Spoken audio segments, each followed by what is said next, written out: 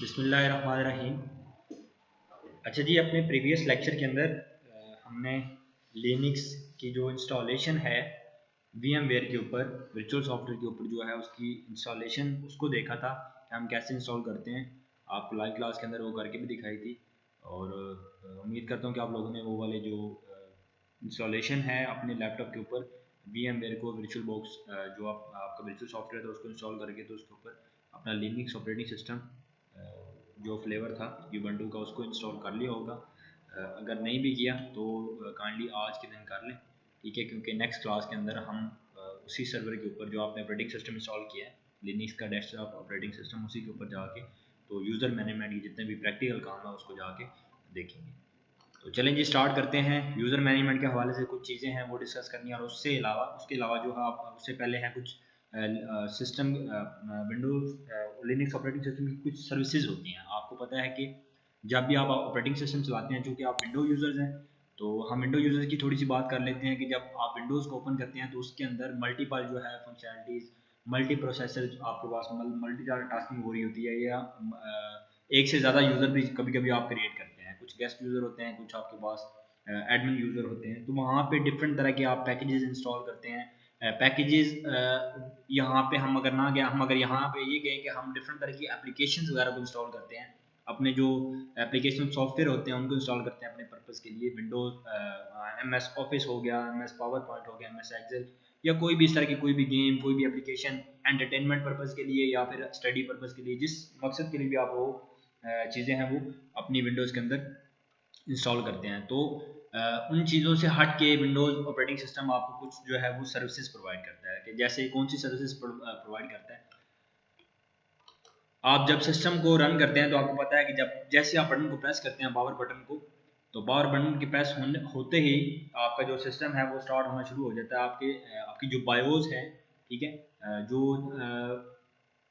Built in software होता है आपके हार्डवेयर के साथ डायरेक्टली, जो बायोस का सेटअप होता है आपके लैपटॉप या आपका जो फर्मवेयर होता है, ठीक है, मोबाइल के अंदर जिस तरह आप देखते हैं कि आपका जो ऑपरेटिंग सिस्टम होता है वो आपके हार्डवेयर के अंदर ऑलरेडी इंस्टॉल होता है। डेट मीन कि अगर आप चेक करें जाके स्टोरेज के अंदर तो वहाँ पे आपको जो ऑपरेटिंग सिस्टम वो इंस्टॉल हुआ पहले ही आपको नजर आएगा और उसके ऊपर फर्मवेयर लिखा होगा। तो विंडोज़ के अंदर भी विंडोज़ ऑपरेटिंग सिस्टम को इंस्टॉल करने से पहले जो आपके पास एक सॉफ्टवेयर होता है जिसको हम BIOS basic input output system कहते हैं, इस तरह की कोई इंस्ट्रक्शंस है, एक प्रोग्राम या कोई सॉफ्टवेयर इंस्टॉल होता है जो कि विंडोज़ को लेके आपके सिस्टम के अंदर जितनी भी इंस्ट्रक्शंस होती हैं उनको परफॉर्म करवाता है, या आपके पावर बटन के प्रेस होने से लेकर उसके स्टार्ट होने तक या डेस्कटॉप हमें डिस्प्ले होने तक जितनी भी इंस्ट्रक्शंस है वो सारी की सारी बायोस के थ्रू और कर्नल के थ्रू जो है वो पूरी पूरी सर्विसेज जो है वो कंप्लीट होती हैं। तो उसके बाद ये है आपके पास आप ऊपर देख लें लिखा हुआ है सिस एडमिन टास्क। क्या है? सिस्टम एडमिनिस्ट्रेटर के कौन कौन से टास्क होते हैं, सिस्टम एडमिनिस्ट्रेटर क्या क्या करता है। इससे पहले आप लोगों ने कंपैरिजन देखा था, आप लोगों को एक असाइनमेंट दी थी operating system, most demanded operating system की, जिसमें आपने डिफरेंट ऑपरेटिंग सिस्टम्स को लेके जो आपके मोस्टली यूज़ किए जाते हैं ऑपरेटिंग सिस्टम उनको लेके आपने कंपैरिजन किया होगा कि विंडोज़ में और लिनक्स में क्या डिफरेंस होता है, लिनक्स, विंडो और मैक ऑपरेटिंग सिस्टम या एंड्रॉयड ऑपरेटिंग सिस्टम, इन तमाम में क्या डिफरेंस होता है। ठीक है, तो उम्मीद करता हूँ वो भी आप लोगों ने पढ़ा होगा, आपको कुछ ना कुछ हो ना होगी आइडिया होगा। तो यहाँ पे हम थोड़ा सा कंपैरिजन अपने दौर पे कर लेते हैं विंडोज़ का और लिनक्स ऑपरेटिंग सिस्टम का, क्योंकि विंडो आप पहले यूज़ करते हैं, माइक्रोसॉफ्ट की जो प्रोडक्ट है वो आप पहले यूज़ करते हैं ऑलरेडी, और लिनक्स को अभी हम यूज़ करेंगे। तो इनका कंपैरिजन हम कर लेते हैं। यहाँ पे ऊपर लिखा हुआ है सिस एडमिन टास्क। तो यहाँ पे जितने भी ये टास्क हैं ये सारे के सारे टास्क एडमिनिस्ट्रेटर के होते हैं। ठीक है, एडमिनिस्ट्रेटर के टास्क कैसे होते हैं कि एडमिनिस्ट्रेटर जो है आपका विंडोज़ के अंदर भी यूज़र को मैनेज कर सकता है। आप जब विंडोज़ को इंस्टॉल करते हैं तो इंस्टॉल करते हुए आपके पास एक बाय डिफ़ॉल्ट यूज़र क्रिएट होता है, उस यूज़र को हम बोलते हैं कि वो एडमिनिस्ट्रेटर है। ठीक है, एडमिन यूज़र क्रिएट होता है। उस एडमिन यूज़र के पास आगे प्रिविलेजेस होती हैं, उसके पास अथॉरिटी होती है कि वो मल्टीपल यूज़र्स को क्रिएट कर सके। लेकिन वहाँ पे विंडोज़ के अंदर हमें इतनी फ्लेक्सिबिलिटी नहीं दी जाती। विंडो जो कि ओपन सोर्स नहीं है, ठीक है, वो माइक्रोसॉफ्ट की प्रोडक्ट है, उसे हम अपनी मर्जी से मॉडिफाई नहीं कर सकते, इसलिए वहाँ पे कुछ थोड़ी सी जो है वो लिमिटेशंस होती हैं, जबकि लिनक्स के अंदर हमारे पास लिमिटेशंस नहीं है। सबसे पहली बात विंडोज़ का और लिनक्स का डिफरेंस ये है कि विंडो जो है वो ओपन सोर्स नहीं है और लिनक्स जो है हमारे पास वो ओपन सोर्स है। अब ओपन सोर्स की क्या डेफिनेशन है जी? ओपन सोर्स से मुराद ये है कि आपके पास कोई भी सॉफ्टवेयर या जो ऑपरेटिंग सिस्टम है लिनक्स वो आपके पास फ्रीली अवेलेबल है, पहली बात। दूसरी बात यह है कि वगैरह ऐड कर सकते हैं आप, उसकी कुछ सर्विसेज हैं उनको इंस्टॉल भी कर सकते हैं, उसके कुछ पैकेजेस हैं उनको इंस्टॉल कर सकते हैं, रिमूव कर सकते हैं, उनको कॉन्फ़िगर कर सकते हैं। ठीक है, डिफरेंट तरह के पैकेजेस होते हैं, डिफरेंट तरह की सर्विसेज होती हैं जिनको आप अपनी मर्जी से जो है वो अल्टर कर सकते हैं। ठीक हो गया जी। तो इस तरह के जो सॉफ्टवेयर होते हैं जो ओपन सोर्स, जो एक तो फ्रीली अवेलेबल होते हैं, दूसरा अपनी मर्जी से आप अपनी मर्जी से कस्टमाइज कर सकते होंगे। ठीक है, अपनी मर्जी से कुछ भी फीचर्स यूजर्स को मैनेज कर सकते हैं, या और भी बहुत सारे फीचर्स हैं जो यहाँ पे। तो ये सारे के सारे एडमिन के टास्क हैं। ठीक है, user management, network setting, scheduling jobs, quota management, backup and restore कर सकते हैं। अच्छा, कोटा मैनेजमेंट क्या होती है? स्पेशली जो है विंडोज सर्विस के अंदर यूजर, जो आपका एडमिन यूजर होता है, उसको ये अथॉरिटी होती है उसके पास कि वो अपनी मर्जी से जितने भी रिसोर्सेज हैं उनको स्टोरेज स्पेस एलोकेट कर सकता है, या लिमिटेड अगर कोई लिमिटेड सी जो है वो स्टोरेज स्पेस देनी है तो वो भी दे सकता है। अगर रेस्ट्रिक्ट करना है किसी भी यूजर को कि वो सिस्टम की जो स्टोरेज स्पेस है उसको यूजर ना करे, ये वाला जो फीचर है ये बेसिकली विंडोज सर्वर 2016 के अंदर जो है वो यूज़ किया जाता है कोटा मैनेजमेंट। आप वहाँ पे भी देख सकते हैं। उसके अलावा लिनक्स के अंदर भी ये वाला फीचर मौजूद होता है, आप इसको यहाँ पे भी यूज़ कर सकते हैं। तो ये सारे के सारे उसके कुछ फीचर्स हैं, नीचे आप देख सकते हैं कि डिफरेंट तरह की सर्विसेज हैं, DNS, DHCP, web, NIS, NPT, proxy, etc। ये तमाम की तमाम सर्विसेज हैं। मैंने आपको बताया था कि ये तमाम की तमाम बेसिकली प्रोटोकॉल्स होते हैं, लेकिन जब हम इन प्रोटोकॉल्स को किसी भी हार्डवेयर के ऊपर, किसी भी सर्वर मशीन के ऊपर इंस्टॉल करते हैं तो उसके बाद हमारे पास, हम ये कह सकते हैं कि ये हमारे पास DNS सर्वर बन चुका है या DHCP सर्वर बन चुका है। तो इसके डिफरेंट सर्वर्स भी हैं, मैंने आपको बताया था स्टार्ट में, और बहुत इंपॉर्टेंट हैं। 4 से 5 सर्वर हैं और उनमें से लाजमी 1 या 2 सर्वर लाजमी आते हैं पेपर्स के अंदर। तो पेपर के पॉइंट ऑफ व्यू से भी हम डिस्कस करेंगे और उनको प्रैक्टिकली भी जो है वो लिनक्स के ऊपर कॉन्फ़िगर या इंस्टॉल करके देखेंगे। तो ये इसकी कुछ एडमिन टास्क थे। उसके अलावा ऑपरेटिंग सिस्टम के लिनक्स के कुछ रन लेवल्स होते हैं। ठीक है, रन लेवल्स का क्या मराद है कि जब आपके सिस्टम जो है सबसे पहले शट डाउन होता है। ठीक है, शट होने के बाद कभी आप देखते हैं कि आप कोई भी चीज़ें जो है वो इंस्टॉल करते हैं, जिस तरह विंडोज़ के अंदर आप कोई भी पैकेज या कोई भी सॉफ्टवेयर इंस्टॉल करते हैं, कुछ सॉफ्टवेयर ऐसे होते हैं जिनकी रिक्वायरमेंट्स ये होती है कि आपको वो रिमूव करने के बाद या वो इंस्टॉल करने के बाद आपको सिस्टम को जो है वो रिबूट करना पड़ता है। ठीक है, जबकि लिनक्स के अंदर ऐसा कोई सिस्टम नहीं होता। लिनक्स के अंदर कोई भी पैकेज आप इंस्टॉल करते हैं तो पैकेज इंस्टॉल होने के बाद आप उसे सिस्टम को बिना शट डाउन किए या बिना रिस्टार्ट किए आप उसे यहाँ पे यूज़ कर सकते हैं। विंडोज़ के अंदर ऐसा नहीं होता। तो जब सिस्टम बिल्कुल शट डाउन होता है, मतलब सीपीयू के पास कोई भी इंस्ट्रक्शंस मौजूद नहीं होती, सीपीयू कोई भी फंक्शन परफॉर्म नहीं कर रहा होता, या सीपीयू जब एक बार बिल्कुल बंद हो के शट डाउन हो के दोबारा से रीस्टार्ट होता है, तो जब शट डाउन होता है सीपीयू के पास कोई भी इंस्ट्रक्शन मौजूद नहीं होती, तो हम उस टाइम कह सकते हैं कि हमारा जो सिस्टम है वो हार्ड कंडीशन के अंदर है। ठीक है, हार्ड कंडीशन के अंदर है, ये शट डाउन है वो वाला सिस्टम। ठीक है, बाय डिफॉल्ट। तो जब शट डाउन होता है तो तब वो वहाँ पे जो है वो by default zero run level पे होता है। हर रन लेवल के ऊपर जाके सिस्टम की कुछ फंक्शनलिटीज होती हैं, कुछ मोड्स होते हैं। ठीक है, अगर रन लेवल 1 पे गया तो इट्स मीन के यहाँ पे जो है सिस्टम वो एक सिंगल यूजर को यूज कर रहा होगा, ये एक सिंगल यूजर जो है वो काम कर रहा होगा इसके ऊपर। रन लेवल 2 पे गया तो हम ये कह सकते हैं कि आपके सिस्टम के अंदर एक यूजर नहीं, मल्टीपल यूजर्स जो है वो काम कर रहे हैं लिनक्स के अंदर। ठीक है, उसके अलावा अगर इन यूजर्स के साथ, मल्टीपल यूजर के साथ कोई और फीचर्स ऐड कर दिया जाएगा, जैसे कोई नेटवर्क वगैरह आप क्रिएट करते हैं, नेटवर्क बनाते हैं, आप देखते हैं कि कुछ सर्वर्स जो होते हैं उनको आप उनकी नेटवर्क सेटिंग करते हैं जो, ठीक है, एडमिन होता है वो उनकी नेटवर्क की सेटिंग करता है। नेटवर्क की सेटिंग जब करता है तो उसको कुछ एज अ सर्वर आपको स्टैटिक आईपी जो है वो असाइन करना पड़ता है। स्टैटिक आईपी के अलावा आपको उसका कोई डीएनएस सर्वर जो है वो देना पड़ता है। बाय डिफॉल्ट गेटवे जो होता है वो देना होता है। उसके अलावा अल्टरनेट डीएनएस सर्वर, जो सारी की सारी जो प्रॉपर्टीज होती हैं वो आपको वहाँ पे डिफाइन करनी पड़ती हैं। तो इस तरह की जैसे जैसे कोई नए फीचर्स ऐड होते जाते हैं तो आपके पास रन लेवल डिफरेंट होता जाता है। ठीक है, उसके अलावा ये भी इसकी कुछ हैं कमांड्स हैं, ये ऊपर आप देख रहे हैं। The default run level for a system to boot is configured in etc/init tab. तो यहाँ पे आपको जो /etc/init टैब नजर आ रहा है, ये बेसिकली डायरेक्टरी है etc। इसका जो फाइल सिस्टम है लिनक्स का वो कुछ इस तरह से बना होता है। फाइल सिस्टम को भी हम आगे जाकर डिस्कस करेंगे, लेकिन यहाँ पे सिंपल आप ये समझिए कि आपके पास /etc/init टैब जो है ये क्या है, बेसिकली एक डायरेक्टरी है, और डायरेक्टरी के अंदर एक फोल्डर पड़ा है जिसका नाम init टैब है, और init या इनिशियल रन लेवल्स के जितने भी प्रोसेसेस होंगे वो तमाम की तमाम इंस्ट्रक्शंस, तमाम की तमाम चीज़ें जो है वो जाके इस फाइल के अंदर स्टोर होंगी, जितनी भी मतलब लॉग्स होंगे उनके। ठीक है, जो भी सर्विसेज परफॉर्म हो रही हैं, जो जो भी काम हो रहे हैं, वो तमाम के तमाम जाके कॉन्फ़िगरेशन फाइल्स वगैरह इनिट टैब के अंदर जाके सेव होंगी। ठीक है, तो इनिट टैब की कुछ बाय डिफॉल्ट एक आईडी भी होती है। ठीक है, उसकी कोई भी आईडी होगी, आईडीज़ की भी कुछ रेंज होती है, उनको भी देखते हैं। फिलहाल आप अपना याद रखें, ये ऊपर जितना भी काम हो रहा है यहाँ पे आप देख रहे हैं, ये कह रहा है कि आप इन्हें कमांड्स के थ्रू भी कर सकते हैं, ठीक है। उसके अलावा यहाँ पे नीचे आप देख सकते हैं, यही काम आप ग्राफिकल यूजर इंटरफेस के थ्रू भी कर सकते हैं। आपको पता है कि जो लिनक्स है, आप लिनक्स जो वर्जन चल रहा है उसके अंदर GUI भी मौजूद है। जिस तरह आपके पास ड्रैग एंड ड्रॉप जो है पॉइंटिंग डिवाइस यूज करके विंडोज के ऊपर काम करता है, इसी तरह आपके पास वहाँ पे ये ऑप्शन भी मौजूद होता है, ठीक है। उसके अलावा जनरली जो है Linux operates in run level 3 और 5, जनरली जो है वो लिनक्स रन लेवल 3 या 5 के अंदर ऑपरेट करता है। क्यों 5 के अंदर ऑपरेट करता है? क्योंकि उसके अंदर आपके पास मोस्टली मल्टीपल यूजर्स या नेटवर्किंग का काम वगैरह हो रहा होता है, तो इस वजह से जो इस तरह के जो लेवल्स हैं वो उनको यूज़ करता है। उसके अलावा लिनक्स की कुछ सर्विसेज हैं, there are 113 daemons, out of them the following are most widely used. अच्छा, यहाँ पे एक वर्ड लिखा हुआ डेमन्स। डेमन्स क्या होते हैं? देखिए, जब भी आप ऑपरेटिंग सिस्टम को इंस्टॉल जो है रन करते हैं, ठीक है, ऑपरेटिंग सिस्टम आप कोई भी हो सकता है, चाहे वो आपका मोबाइल का ऑपरेटिंग सिस्टम है, चाहे वो आपका मैकबुक का ऑपरेटिंग सिस्टम है, चाहे वो आपका विंडोज का ऑपरेटिंग सिस्टम है, चाहे लिनक्स का है। तो उसके एंड पे आप देखते हैं, अगर आपने कभी टास्क बार जो है वो ओपन करके देखा हो, तो उसके एंड पे जाके बैक एंड पे कुछ सर्विसेज रन हो रही होती है, और वो सर्विसेज आपके ऑपरेटिंग सिस्टम को चलाने के लिए जो स्टार्टअप पे शुरू हो जाती हैं, बिल्कुल वो जरूरी होती है, ठीक है। तो वो जो बैक एंड पे सर्विसेज चल रही होती हैं, पावर मैनेजमेंट के लिए, ऑटोमोन सर्विसेज के लिए, कमांड शेड्यूलर या ऑपरेटिंग सिस्टम्स के लिए, या डिफरेंट तरह के सर्वर्स के लिए, जो आपके पास वहाँ पे स्टार्टअप पे ही जो है वो सर्वर्स, आप जिन जिन ऑपरेटिंग सिस्टम को आपने सर्वर बनाया हुआ था वो स्टार्टअप पे ही जो है वो चल जाते हैं। तो इस तरह की जितनी भी बैक एंड पे सर्विसेज चल रही होती हैं, उन सर्विसेज को हम बोलते हैं डेमन्स।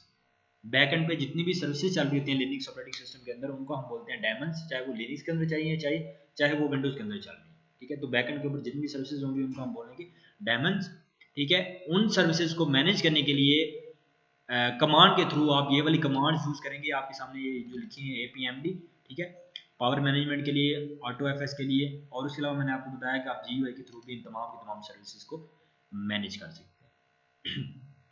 ओके जी। उसके बाद ये भी कुछ सर्विसेज हैं, ये आपने याद रखनी है, आपको पता होनी चाहिए कि कौन कौन सी सर्विसेज जो है वो बाय डिफ़ॉल्ट इसके अंदर मौजूद होती हैं। कुछ बाय डिफ़ॉल्ट होती हैं, कुछ हम अपनी मर्जी से जो है वो कस्टम सर्विसेज जो है वो भी इंस्टॉल और कॉन्फ़िगर कर सकते हैं।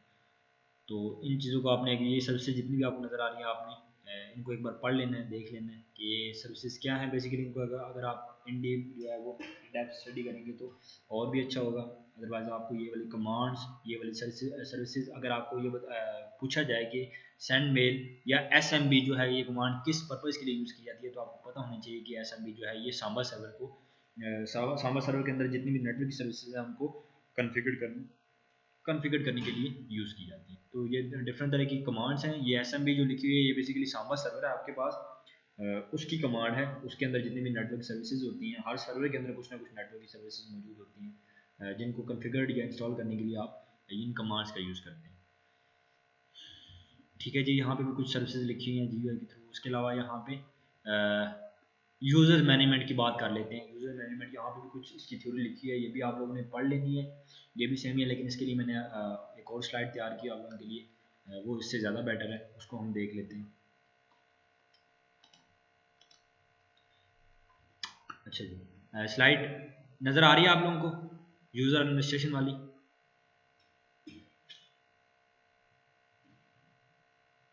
जी सर, आ रही है नजर। ओके।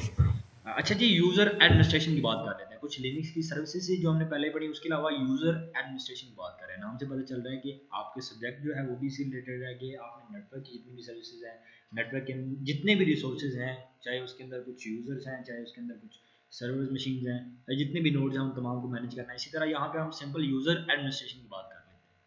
अच्छा जी, थ्योरी में क्या लिखता है कि हर सिस्टम जो है ना, उसके अंदर कोई ना कोई आपके पास यूज़र मौजूद होता है। ये तो हो नहीं सकता कि कोई चीज़ है, किसी चीज़ को कोई ऑपरेट करने वाला बंदा है नहीं कि वो सिस्टम ऐसे ही खुद ब खुद चल रहा है, ऐसा नहीं होता।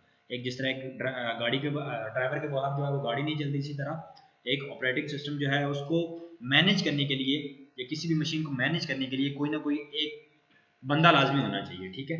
अब ये अलहदा बात है कि वो वाला बंदा जो है वो उसकी क्या क्या प्रिविलेजेस होंगी, उसकी क्या क्या क्या उसको अथॉरिटी होगी, वो क्या क्या काम कर सकता है, ठीक है। ये एक डिफरेंट सिनेरियो है, इसको हम बाद में देखते हैं। यहाँ पे सिंपल आपको ये पता होना चाहिए कि किसी भी सिस्टम को मैनेज करने के लिए आपके पास कोई एक बंदा ऐसा होना चाहिए जो एक तो सिस्टम को या उस मशीन को खुद मैनेज कर सके, दूसरा आगे फर्दर जो है एचआर के बंदे या आगे फर्दर डिफरेंट जितने भी यूजर्स हैं जो जो जिस जिसकी रेस्पॉन्सिबिलिटी होगी उन तरह के यूजर्स को जो है वो क्रिएट करवा सके। तो ये यहाँ पे वही सारा फंडा, वही सारी थ्योरी लिखी है, ये आप लोगों ने पढ़ लेनी है, मेरे ख्याल से इसमें कोई मुश्किल बात नहीं होगी। ठीक है जी, आगे हम यूज़र की टाइप्स पढ़ लेते हैं। हमारे पास बेसिकली 3 तरह के यूज़र्स होते हैं। ठीक है, यूज़र्स और भी होते हैं लेकिन यहाँ पे लिनक्स के अंदर हम ये 3 तरह के जो यूज़र्स हैं वो पढ़ेंगे। कौन कौन से 3 तरह के? सबसे पहले है आपके पास रूट यूज़र, उसके बाद है जी आपके पास नॉर्मल यूज़र, एंड थर्ड है आपके पास सिस्टम यूज़र। अच्छा जी, रूट यूज़र को पहले डिस्कस कर लेते हैं हम। विंडोज़ के अंदर जिस तरह मैंने आपको बताया कि आप जब विंडो को इंस्टॉल करते हैं ऑपरेटिंग सिस्टम को, तो आपके पास बाय डिफ़ॉल्ट एक यूज़र क्रिएट करवाया जाता है आपसे, और वो आपका एडमिन यूज़र होता है। फ़र्क सिर्फ ये है कि वहाँ पे जो यूज़र होता है विंडोज़ के अंदर उसको हम एडमिनिस्ट्रेटर बोलते हैं, यहाँ पे लिनक्स के अंदर जो आपके पास वही एडमिन यूज़र होता है, वही तमाम के तमाम उसके पास प्रिविलेजेस होती हैं, उसको हम बोलते हैं रूट यूज़र। ठीक है, ये आपके पास होता है रूट यूज़र, जिसको जो कि पूरे के पूरे सिस्टम को या पूरे के पूरे ऑपरेटिंग सिस्टम को कंट्रोल कर रहा होता है, इसके पास तमाम की तमाम अथॉरिटीज़ होती हैं। ये नॉर्मल यूज़र्स को भी क्रिएट कर सकता है, उसके अलावा सिस्टम यूज़र को भी। ठीक है, सिस्टम यूज़र बेसिकली कब बनता है? सिस्टम यूज़र जब भी आप कोई इंस्टॉल करते हैं या कोई सर्वर वगैरह इंस्टॉल या कन्फिगर करते हैं, कोई सर्विस कन्फिगर करते हैं, अपाचे की कह लें या DHCP की कह लें, तो अपाचे या वेब सर्वर के साथ आपके पास बाय डिफ़ॉल्ट जो है वो एक यूज़र क्रिएट हो जाता है, और सिस्टम को या उस सर्वर को इंस्टॉल करने के साथ ही। तो उस सर्वर को मैनेज करने के लिए या उस सिस्टम का एक अपना जो है, अगर आपने उसको यूज़ किया है लोकल सर्वर जो होता है आपका XAMPP, ठीक है, MySQL, उसको अगर आपने यूज़ किया तो आप देखेंगे कि जैसे आप उसे इंस्टॉल करते हैं, तो उसे इंस्टॉल करने के बाद जब आप डेटाबेस के अंदर जाके उसकी कॉन्फ़िगरेशन वगैरह करते हैं, या जब आपने डेटाबेस के साथ कनेक्टिविटी करवानी होती है, तो बाय डिफ़ॉल्ट उसका जो है वो वहाँ पे एक यूज़र आ रहा होता है। ठीक है, वो यूज़र किसका आ रहा होता है? आपके उस सर्वर का आ रहा होता है, जो आपने सर्वर वहाँ पे लोकल सर्वर कॉन्फ़िगर किया उसका आ रहा होता है रूट। ठीक है, पासवर्ड जो यूज़र नेम है उसका वो रूट आ रहा होता है, और उसका पासवर्ड जो है वो नल आ रहा होता है। तो इस तरह जब भी आप कोई सॉफ्टवेयर वगैरह या सर्वर्स वगैरह कॉन्फ़िगर करते हैं, तो उसके साथ ही आपको बाय डिफ़ॉल्ट जो है यूज़र क्रिएट हो जाता है, उस यूज़र को हम बोलते हैं सिस्टम यूज़र। ठीक है, ये होता है सिस्टम यूज़र। रूट यूज़र का मैंने आपको बता दिया कि आपका वही एडमिन यूज़र होता है जो कि विंडोज़ के अंदर मौजूद होता है, और नॉर्मल यूज़र आपके वो यूज़र होते हैं जिनको आप कुछ लिमिटेड सी फंक्शनैलिटी या लिमिटेड से फीचर्स जो है वो एलोकेट करते हैं। आप एक ऑर्गेनाइजेशन के अंदर काम कर रहे हैं एज अ नेटवर्क एडमिनिस्ट्रेटर, तो कोई एक यूज़र आता है, कोई वहाँ पे एज इंटरनी जॉब करने के लिए आता है या काम करने के लिए आता है, तो आप एज अ नॉर्मल यूज़र उसे डील करते हैं, और उससे उसका यूज़र नेम पासवर्ड वगैरह लेके या उसकी जो भी इंफॉर्मेशन होती है वो लेके उसको कुछ टाइम के लिए कुछ सर्विसेज वगैरह प्रोवाइड कर देते हैं। सर्विसेज कैसी? जैसे इंटरनेट की सर्विस प्रोवाइड कर देते हैं, या कुछ और सर्विसेज, फाइल शेयरिंग सिस्टम या FTP सर्वर अगर आपने कॉन्फ़िगर किया तो उसकी कुछ जो है लिंक वगैरह या उसकी प्रिविलेजेस, उसका यूज़र नेम पासवर्ड, वो उस तरह की परमिशन जो है वो दे देंगे, ताकि वो बंदा वहाँ पे एक तो इंटरनेट को यूज़ कर सके, या फिर उस सर्वर के ऊपर अपनी जितनी भी फाइल्स हैं, जितना भी डाटा है उस ऑर्गेनाइजेशन के रिलेटेड, उसको शेयर कर सके। ठीक है, तो इस तरह के यूज़र जो होते हैं वो नॉर्मल यूज़र होते हैं, ताकि मतलब कुछ दिन जैसे ही वो यूज़र आप एक बंदा आया कंपनी में या ऑर्गेनाइजेशन में, वो परमानेंट तो नहीं रहेगा, हो सकता है वो कुछ दिन के बाद वो वहाँ से चला जाए। ठीक है, तो क्या होगा कि इस तरह के बंदे को, जो नॉर्मल यूज़र होते हैं, उनको जो प्रिविलेजेस दी जाती हैं, वो प्रिविलेज देने के बाद फिर वो दोबारा उनसे ले ली जाती है। ठीक है, तो इस तरह के जो यूज़र होते हैं गेस्ट यूज़र या नॉर्मल यूज़र को हम बोल सकते हैं। The root account is the equivalent of the administrator or enterprise admin account. वही बात जो मैंने आपको पहले बताया कि जो रूट अकाउंट होता है, या जो वो ऐसे होता है जिस तरह आपके पास एक एडमिन का अकाउंट काम करता है, जिस तरह आपके पास नेटवर्क एडमिनिस्ट्रेटर या सिस्टम एडमिनिस्ट्रेटर काम करता है। अच्छा जी, उसके अलावा यहाँ पे यूज़र्स जो होते हैं, डिफरेंट तरह के जो यूज़र्स हैं उनको क्रिएट करने के लिए डिफरेंट तरह की कमांड यूज़ की जाती हैं। आप यहाँ से यूज़र्स को क्रिएट कर सकते हैं GUI के थ्रू भी, लेकिन यहाँ पे हम कमांड्स के थ्रू यूज़र को क्रिएट करना सीखेंगे कि आप कैसे यूज़र्स को कमांड के थ्रू क्रिएट कर सकते हैं, किस डायरेक्टरी के अंदर क्रिएट कर सकते हैं, यूज़र्स के जो रोल्स हैं उनको आप मॉडिफाई कर सकते हैं, यूज़र्स को जो है वो अपनी मर्ज़ी से ऐड करवा सकते हैं, अपनी मर्ज़ी से डिलीट करवा सकते हैं, उनकी कुछ एजिंग इन्फॉर्मेशन होती है, कुछ डिस्क्रिप्शन होती है, उनको भी आप अपनी मर्ज़ी से जो है वो चेंज करवा सकते हैं। तो सबसे पहले यूज़र को क्रिएट करने के लिए आपके पास कमांड है यूज़र ऐड।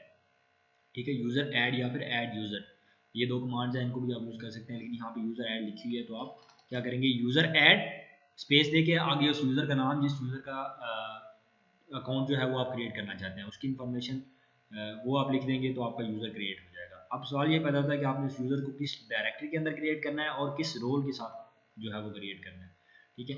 तो उस रोल को डिफाइन करने के लिए आप क्या करेंगे, इस कमांड को यूज़ करेंगे, यूज़र मोड, ठीक है। यूज़र जो है उसके अकाउंट्स को मॉडिफाई किया जा सकता है। मॉडिफाई कैसे कि वो वाला यूज़र जो है वो आया कि नॉर्मल यूज़र है या एडमिन यूज़र है या सिस्टम यूज़र है, कौन सा यूज़र है, तो उसको हम चेंज करेंगे इस कमांड के थ्रू, यूज़र मोड के थ्रू। और उसके अलावा तीसरी चीज़ है जी आपके पास यूज़र डेल, जो आपने यूज़र क्रिएट किया है वो अब चला गया ऑर्गेनाइजेशन से, उसकी ऑर्गेनाइजेशन को ज़रूरत नहीं है, तो उस यूज़र को आप अपने सिस्टम के अंदर से डिलीट कर सकते हैं या निकाल सकते हैं।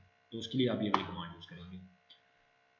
अच्छा जी, यूज़र क्रिएट करते हुए क्या कर सकते हैं जी, आप डिफरेंट तरह की इंफॉर्मेशन या डिफरेंट तरह के ऑप्शन जो है वो सिलेक्ट कर सकते हैं। ऑप्शंस कैसे सिलेक्ट कर सकते हैं, अच्छा मैं बारी बारी सबको नहीं बताऊंगा, सिंपल एक दो बताता हूँ, आपको समझ आ जाएगी क्योंकि टाइम इतना नहीं है, फिर आगे भी हम करना है। तो यहाँ पे आप देख रहे हैं कि आपके पास जब न्यू यूज़र आप क्रिएट करते हैं तो उसकी सिर्फ यूज़र का नाम नहीं होता। अब जाहिर सी बात है खाली यूज़र का नाम होगा तो वो यूज़र उस बंदे का नाम लिखे कोई भी बंदा जो है उस सिस्टम के अंदर एंटर हो सकता है। तो लाजमी बात है उस यूज़र को सिक्योर करने के लिए आपको कोई ना कोई पासवर्ड की इन्फॉर्मेशन, उसकी कोई ना कोई डिस्क्रिप्शन, अब हो सकता है फैसल या अबू बकर नाम के एक से ज़्यादा यूज़र होंगे किसी भी ऑर्गेनाइजेशन के अंदर, तो सिर्फ नाम की बेस पे आप उन्हें आइडेंटिफाई नहीं कर सकते। आपको उन यूज़र का कोई नाम देना होगा, उस यूज़र की कोई ना कोई यूनिक आईडी होगी जिस वजह से आप उन्हें यूनिकली आइडेंटिफाई कर सकेंगे, ठीक है। तो ये सारी की सारी इंफॉर्मेशन वहां पे आपको देनी चाहिए। अच्छा B, sets the best directory for a new user account home directory, कि आप जो यूज़र क्रिएट कर रहे हैं आप सबसे पहले ये स्पेसिफाई करेंगे कि आप उसे किस डायरेक्टरी के अंदर आया, कि आप उसे बेस्ट डायरेक्टरी के अंदर जो है वो उस यूज़र को क्रिएट करना चाह रहे हैं, माई कंप्यूटर के अंदर रखना चाह रहे हैं, माई डॉक्यूमेंट के अंदर रखना चाह रहे हैं, या आगे फर्दर उसके अंदर कोई और डायरेक्टरी है उसके अंदर रखना चाह रहे हैं, ठीक है। तो ये जो ऑप्शन हैं वो इस चीज़ को स्पेसिफाई करने के लिए यूज़ किया जाता है। उसके अलावा हाइफन सी जो है, इसको अगर आप लिखेंगे अपने यूज़र के साथ, यूज़र ऐड हाइफन सी, यूज़र ऐड आगे यूज़र का नाम हाइफन सी, उसके अलावा उसके बारे में कोई भी कमेंट दे सकते हैं, उसकी डिस्क्रिप्शन दे सकते हैं, कोई भी लेबल लगा सकते हैं, ताकि उसकी अगर साथ डिस्क्रिप्शन देंगे तो आपको पता चल जाएगा कि ये यूज़र किस पर्पज़ के लिए या किस काम के लिए जो है वो क्रिएट किया गया है, ठीक है। ये उसके बारे में कोई भी थोड़ी सी इन्फॉर्मेशन, ताकि आप इजीली उसको जो है वो आइडेंटिफाई कर सकें। उसके अलावा हाइफन ई, आप जो यूज़र क्रिएट करना चाह रहे हैं उसके साथ अगर आप ये स्पेसिफाई करते हैं कि ये वाला यूज़र जो है इस यूज़र के साथ हमारा कॉन्टैक्ट है जिसने यहाँ पे 2 माह काम करना है, या इसने यहाँ पे 1 जनवरी तक काम करना है, तो आप 1 जनवरी तक जो है उसकी एक्सपायरी डेट सेट कर देंगे, तो आपको इन फ्यूचर वो उस यूज़र को जो है वो एक्सपायर करने की ज़रूरत या डेल करने की ज़रूरत नहीं है अपने सिस्टम से, वो ऑटोमेटिकली उस डेट को, जो डेट आपने सेट की होगी उस डेट को जाके वो वाला यूज़र जो है या वो वाला जो अकाउंट है वो एक्सपायर हो जाएगा, ठीक है जी। उसके अलावा अगर आप होम डायरेक्टरी के अंदर यूज़र अकाउंट क्रिएट करना चाहते हैं तो आप हाइफन एम लगाएंगे। अगर आप सिस्टम अकाउंट क्रिएट करना चाहते हैं, ठीक है, सिस्टम यूज़र क्रिएट करना चाहते हैं तो आप हाइफन आर लगाएंगे।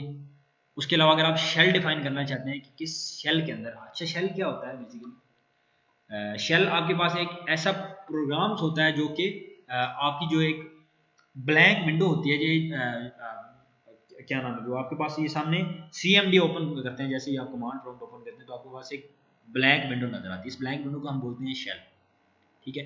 शेल के ऊपर से जितनी भी कमांड्स हम लिखते हैं उस शेल के ऊपर से जितनी भी कमांड्स को रीड किया जाता है वो एक प्रोग्राम के थ्रू किया जाता है, उस प्रोग्राम को हम बोलते हैं बैश, बैश बोलते हैं। ये नीचे डिस्क्रिप्शन में आप देख सकते हैं लिखा हुआ, bash is a program that reads command and executes them. जो भी हम कमांड लिखते हैं यूजर ऐड शेल के ऊपर जाके, ये सारा का सारा काम हमने जो है वो CMD के ऊपर या उस शेल के ऊपर जाके करना है। उसके ऊपर जाके हम जैसे ही कोई कमांड लिखेंगे तो उन कमांड्स को रीड करने वाला कोई ना कोई प्रोग्राम होगा लाजमी, ठीक है, जो उन्हें एग्जीक्यूट करवाएगा। जिस तरह कोई भी आप सोर्स कोड लिखते हैं तो उसको रन करवाने के लिए कोई ना कोई कंपाइलर होता है, इसी तरह कंपाइलर बेसिकली एक प्रोग्राम ही है, सेट ऑफ इंस्ट्रक्शंस ही है। तो इस तरह इन कमांड्स को भी रन करने के लिए आपके पास एक प्रोग्राम होगा, उस प्रोग्राम को हम बोलेंगे बैश प्रोग्राम, ठीक है। तो आप शेल डिफाइन करेंगे, उसके अलावा यूजर आईडी जो है क्रिएट करते हुए आप डिफाइन करेंगे ताकि यूजर को इजीली आइडेंटिफाई किया जा सके। उसके अलावा पासवर्ड्स की इन्फॉर्मेशन है, पासवर्ड आप कैसे सेट कर सकते हैं। यूजर क्रिएट करने के बाद जैसे आप यूजर क्रिएट करेंगे तो बाय डिफॉल्ट उसका पासवर्ड जो है वो नल ही होगा, आप बिना पासवर्ड के उस सिस्टम के अंदर एंटर हो सकते हैं, लेकिन सिक्योरिटी पर्पज के लिए आप क्या करेंगे, आपको उसका पासवर्ड जो है वो भी लगाना पड़ेगा। तो पासवर्ड लगाने के लिए आपके पास कमांड है PASSWD, ठीक है। इसको भी हम जो है पर सिर्फ ये आप थ्योरी अपने माइंड में रखें, या इन चीज़ों को, ये ऑप्शन या जितनी भी चीज़ें हैं इनको आपने थ्योरेटिकल एस्पेक्ट से जो है वो पढ़ लेना है, अपने माइंड में रख लेना है, लेकिन जब हम उनको प्रैक्टिकल करेंगे तो ये सारी की सारी चीज़ें आप क्लियर हो जाएंगी कि कैसे हम यूज़र क्रिएट करते हैं और कैसे उस यूज़र को पासवर्ड वगैरह जो है वो एलोकेट किया जाता है। ओके जी। उसके अलावा change enables you to modify the parameters, जिस तरह आपके पास यूजर्स की कुछ पैरामीटर्स थे, कुछ ऑप्शन थे, उनको आप मॉडिफाई कर सकते हैं यूज़र मोड के अंदर।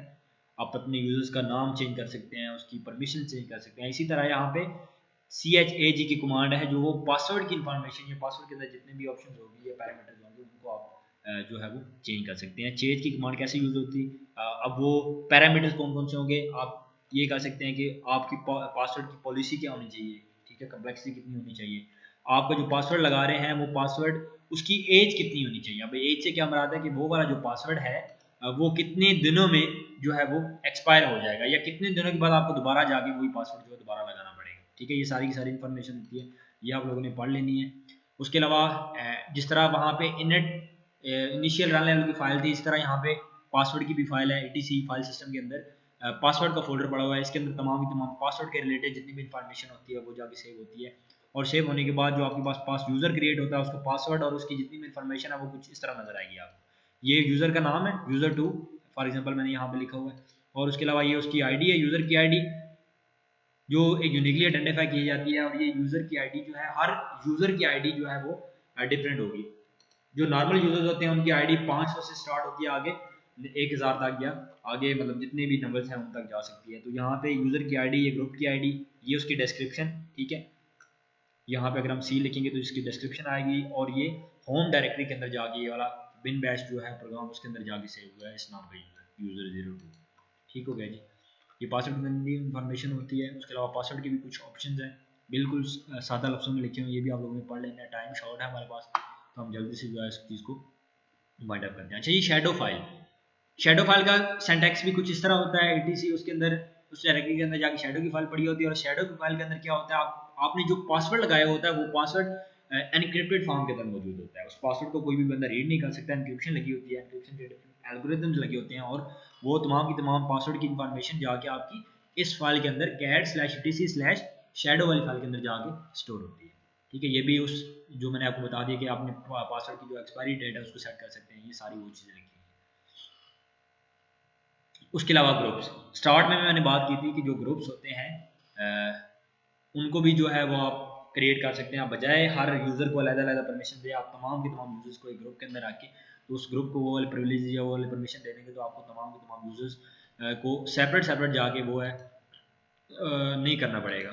सेपरेट जाके हर यूज़र को परमिशन वगैरह या जो भी उनके रोल्स हैं वो असाइन नहीं करना पड़ेंगे। तो ग्रुप को कैसे ऐड करते हैं, ग्रुप को कैसे मोड करते हैं, ग्रुप को कैसे डेल करते हैं, बिल्कुल सेम है जैसे आप यूज़र को क्रिएट करते हैं, यूज़र को मॉडिफाई करते हैं और यूज़र को डिलीट करते हैं। इसी तरह इसकी भी कुछ कमांड्स हैं, कुछ पैरामीटर्स हैं, और इसकी जितनी भी इंफॉर्मेशन होती है ग्रुप के रिलेटेड वो कहाँ पे सेव होती है, आपकी ETC ग्रुप के अंदर जाके, ठीक है। सबसे पहले ग्रुप का नाम आएगा, उसके बाद वो पासवर्ड आएगा जिस पासवर्ड के थ्रू आपका यूज़र एंटर हुआ है, ग्रुप की आईडी आएगी, और ग्रुप के मेंबर्स आएंगे कि इस एक ग्रुप के अंदर कितने नंबर ऑफ यूज़र जो है वो क्रिएट हो चुके हैं, कितने नंबर ऑफ यूज़र इसके अंदर मौजूद हैं, ठीक है। यूज़र को वेरीफाई किया जा सकता है, उसके लिए कुछ कमांड्स हैं, ये आप लोगों ने पढ़ लेनी है। ये बिल्कुल आसान सा था, ठीक है।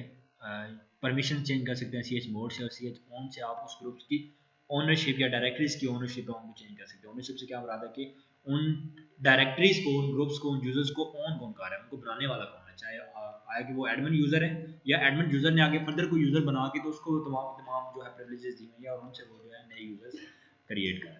ठीक हो गया जी।